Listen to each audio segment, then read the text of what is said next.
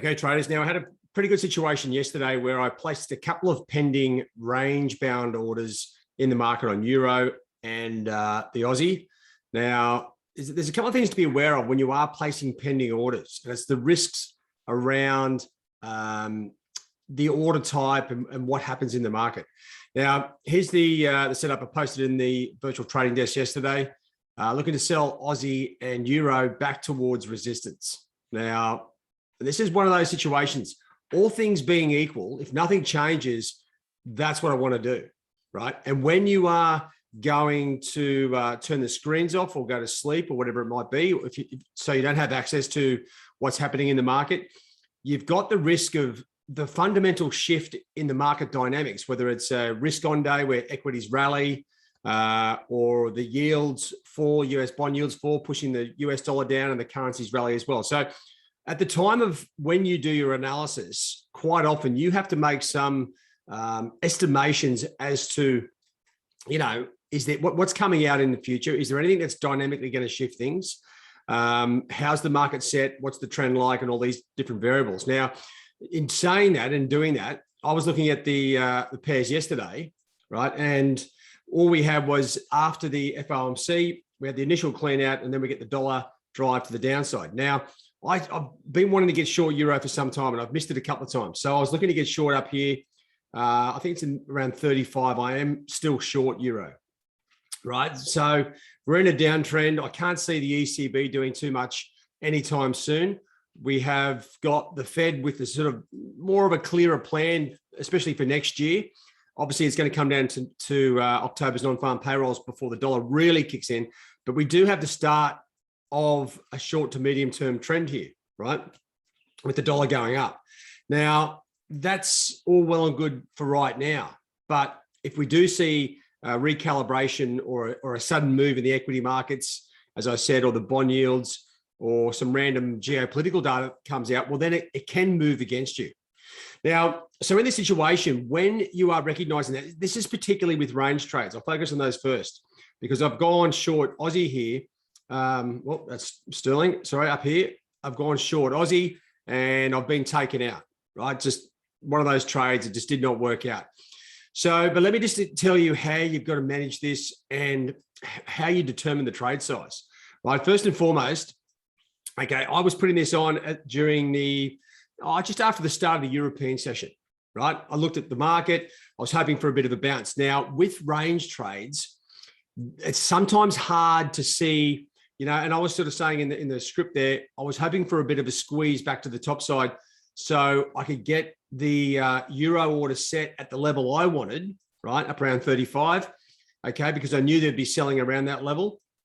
And also with the Aussie as well. And it did hit that top, bounced back down 20 points, but didn't go on with it. So in the end, I got stopped out. So with this, right, there's a couple of things you need to weight the trade, as in give it a weighting. Like how's the trend at the moment? To me, this is the start of a trend. We've got some direction, but we haven't got the real big kicker, which I think will be the non-farm payrolls in a week. So Euro's been going down a lot clearer than the Aussie. Aussie had a bigger spike yesterday. So when I come back to look at placing a range trade, it's very hard to quantify how much do you put in, because you're not at the front of the screen. So basically, you're reducing your trade size with a range trade because the market can dynamically shift from the start of the European session to the end of the North American session. Things can change and you can get taken out, right? So there's two ways to be looking at this. So I was you're sort of guessing, right? Guessing the trend is down, the dollar's strong, Aussie fundamentally isn't going anywhere. So all things being equal, the Aussie should go down, right? And I'm trying to pick the best level to get into the trade. Now, there's obviously risk around this. So with a range trade, this is the problem. What we're trying to do is guess, using our resistance trend lines, guess where it's going to get some traction or find it a bit sticky, get into the trade, and then sort of hopefully it just drifts off again. And that's where you get the flow on to where the trend is really confirmed, and you go on from there. So, but it's hard to estimate, because if the fundamental shift, say there's a bigger move in the equity markets, and I'll show you the markets in a second, they did have a good rally, well, then you can get taken out. So the hardest thing about range trades is gauging the move back up, the momentum, we're sort of almost guessing it. Now, this was pretty close. Currency was at 72.40 when I put the order on, right? And I'm looking to sell 20, 30 points higher. It's sort of all, I was thinking, well, this is pretty close to where it is. If there's any shift in momentum, I could get caught up in that and it goes through the level. So with that, I decreased my trade size to a quarter of the normal size, right? I want to get into the trade. It's not the be all and end all, but that's what I wanted to do. So with that trade there, now I've sort of woken up. It's Friday in the Australasian session and I've been stopped out the Aussie and my euro is just sort of banging away at the level. I'm happy with that.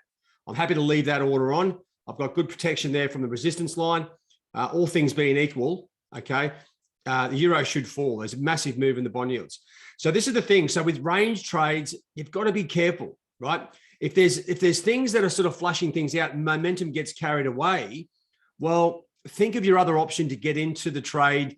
Say we want to get into the dollar trade, right? Sell euro, sell Aussie. There's a couple of alternatives. The range trade, it's a little bit problematic because if the market has been moving around somewhat, and I'm talking, say, equities and bonds and these things, you can get sudden shifts in the market and that can be enough to flush you out of the position before the trend keeps going. So the range trade, it's hard to gauge where it's going to stall if there are other fundamental shifts in the underlying market. So what you can do in that case is, if you still like the move down, and I was contemplating this, but I was confident after the FOMC that, you know what, it would find some sort of traction or resistance up around the level here, up around 72.80, this trend line. And it did, right? As I said, it got up to 72.85, goes back down to 60. At that point, I'm thinking, okay, the job's done. But then we saw the North American session kick in, and consequently with the move in the equities, it was enough to take the Aussie higher. So once again, coming back to the range trade, it's a little bit harder sometimes if the trend is not extreme, like a really solid trend. And the trend at the moment isn't like a massively strong dollar trend. It's the start of it. I think it's got grounds to build, right? So with that, you might be thinking, well, if I haven't got a massive trend in my favor, we've got a resistance trend line here, which is going to work for us. Then you might want to sort of think about, well, what's my alternative? Well, the alternative is a false break trade. Let it break higher through that level. And then as it comes back down through, you can get into the trade, right? So that's just to give you the answer there. So with the range trade, once again, just so you don't confuse this, okay, if you're not in front of the screens and there's a shift in the dynamics of the market, you can get caught up in that because we're trying to pick the top or pick the bottom. And when you're asleep, you can't gauge that. If I was in front of the screens and I saw the equity markets, right? And if I just give you a look at the core aspects of the market here, which was driving the market, okay, equities had a big day, right? Big risk on day, which drove euro, sterling, Aussie, Kiwi up, and the dollar pairs sort of corrected a bit. Okay, bond yields were massively through the roof. Now, this is the confusing one because that should give us a really strong dollar. At the moment, because equities are up and bonds are up, it's a little bit confusing. In that aspect, there's a core fundamental shift in the market. So if you are awake and say, for instance, I've posted on there that, you know, I'm looking to sell Aussie and euro, I feel a lot more confident with the euro sort of short to medium term trend down. The Aussie's been a little bit up and down, as has the Kiwi. Now, so with that, you've got to sort of, if you were in front of the screens and you saw the equity markets rallying, you'd be closing that position out and reassessing. Or if you saw this equity markets rallying, thinking, well, you know what, this is going to push those pairs through that resistance line. It's not a change in the trend, but it's a short-term shift in the fundamentals, bit of a correction from the 2% down in the equities we saw a couple of days ago after the Chinese real estate fund Evergrande sort of losses came out. So that's all that is. So I've gone in with a range trade, knowing that there's a bit more risk involved in this situation because I'm asleep and I can't see what's going on with the equities or the bonds, right? So with that, I go in with a quarter of the trade size. It just makes sense. I still like the trade. And I wake up and went, well, that's disappointing. But you know what? The loss was that small that it doesn't impact me mentally, doesn't impact my account financially. I'm still in the game and I've got a trade on here. This is what I would have expected for the Aussie. And in fact, with the bond yield move in the US, I would have expected these things to touch those resistance lines and probably be about 70 or 80 points lower. Now, the fact that they aren't, well, that's just unlucky. but that's what you get. Now, so that's range trades, right? So understand there's a risk in the range trade if you were asleep, because when you put that order on, the thing is, all things being equal, right? Nothing should change. And normal part of price action is testing the trend lines and then going lower, right? So there was a general shift, right? So you got that risk. Now, break trades. When you're placing break trades, say for instance, you were placing a break trade on say dollar CAD or say the dollar index here. Okay, let's focus on dollar CAD. This is a bit easier for pending orders, and you don't really need to manage them or be lucky with these sort of trades. And what I say that is, I mean, luck is always a valuable resource. Don't worry about that. But what would be happening is if dollar CAD is trading sideways, right, and we're looking for a break trade, you put that pending order in the market. Now, with a range trade, we're trying to guess where it's going to stall. And that's sometimes momentum can get the better of us and flush us out. With break trades, we want the momentum to kick in because usually it breaks the trend lines for a specific reason and then kicks on with it, right? If you get into the right level, you get a number of opportunities to get out of the trade. But a break trade, a pending break trade is easier because usually it's only breaking because something is changed in the core fundamentals of the market, whether it's an economic data release, central bank announcement, geopolitics. You get the flush out, right? So that you've already got momentum. It's breaking for a specific reason. You've got the break. All the stop loss has been triggered through the trend lines. And more often than not, these trades are probably easier to manage because you don't need, when you're sitting, I was going to say, you don't need to be managing it. So like a break trade, you don't need to see what the equities are doing. You don't need to see what the bond markets are doing. Of course, it's great to come back and helps you manage the trade if it's on. But generally speaking, the break trade is an easier option for pending orders. Range trades are great in strong trending markets.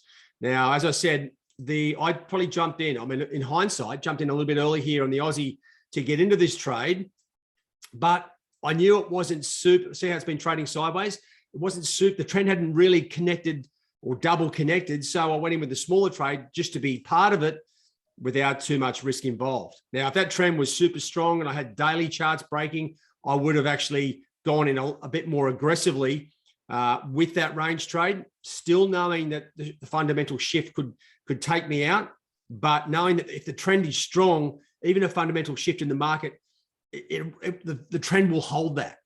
Okay, so at this point, the close proximity to the FOMC, still a little bit of the market trying to work out what the Fed's doing, if it's good or bad.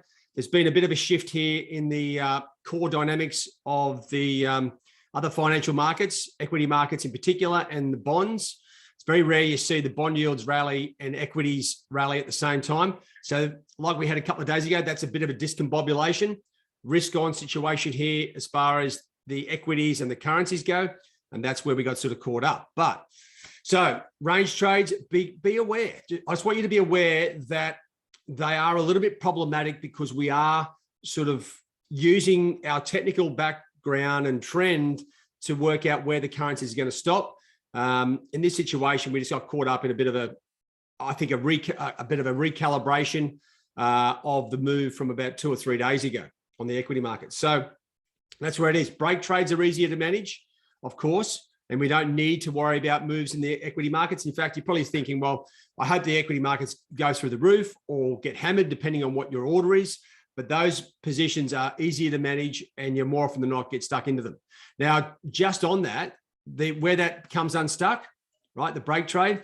Well, we know geopolitical issues can flush these trades in, okay, kick the break trade in, and then we can often get a correction because it's just a fickle geopolitical news. The market hits the market, they recalibrate and have a look at the news and go, well, that actually is pretty crap anyway. So why am I looking at that? And it just corrects. So geopolitical news, that's why geopolitics will pretty much suck, is because they don't give us constant flow and it's not really connected to the core fundamentals.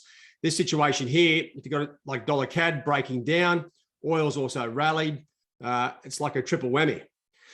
All right, so when the main aim of telling you all of this is to basically recognize the risk. If someone's posting what they're doing here, okay, let's add some spice to it. Like posting I'm just telling you what I was doing. As I said, I'm still in the Euro trade. it's in the balance now. We're in the barroom brawl, just banging away. I still like the dollar. The market's, something's got to give here with the US equities and bonds, right? They just don't both rally at the same time. So I'll either be successful on that or not. Once again, with the euro, like the Aussie, these trends are not like, you know, when you see a good trend from the Fed and they're suddenly going to raise interest rates, it's strong. It's gone down 200. It's bounced 50. It's gone again. That's a really strong trend, especially on the dailies. These aren't on the dailies just yet. So I've gone in with a quarter on the euro and a quarter on the Aussie because I can see potential here. And I think if they go down from here, we're going to find harder levels to get in. That's the main reason for it. Now, as it turns out, the Aussie's already been flushed out. The euro, I'm not so sure. Once again, the strategy was a range trade. I know there's risk involved. That's why it was a smaller trade size. So that's where we are, guys. You don't want to sort of foolishly see any trader sort of post something and go, oh, I'm just going short or long euro or whatever it is, without some sort of specific reasoning. A range trade, you should now be in a situation where you go, oh, okay, that's got 16 hours in the market or 10 hours in the market before we see the answer. There's plenty of time. The action is in the North American session. That's where the new start of the day will be. That's where we could get a shift in the markets, and that's what happened this time around. That won't stop me doing it next time because my capital management was correct, and I feel comfortable with that. Okay, but you've got to be consciously thinking. When you do put pending orders on, if it's a range trade, how strong is that resistance line? How good is the trend? That should determine the trade size. It may not necessarily take you out of placing that range trade, or it may change you from placing a range trade to placing a false break trade where you let it pop through the resistance line, clean out the market, and then come back down with the trend once the core fundamentals have shifted. Now, once that North American session shuts down, that's where the core direction is coming from. We do start to see range trading markets, and that's where I would even be more confident with the trend lines, right? Euros are very, like, this is almost a textbook situation where I can't see too much going great for euro at the moment, but you can see, I mean, the traction here around this trend line, we're in the game here, right? This is a good level to be, for me, I'm in the trade, I'm comfortable with it. If I get taken out, so be it. I can also have a look when it gets up here, but then again, we're running into Friday's trading, so we're running out of time for a consistent move.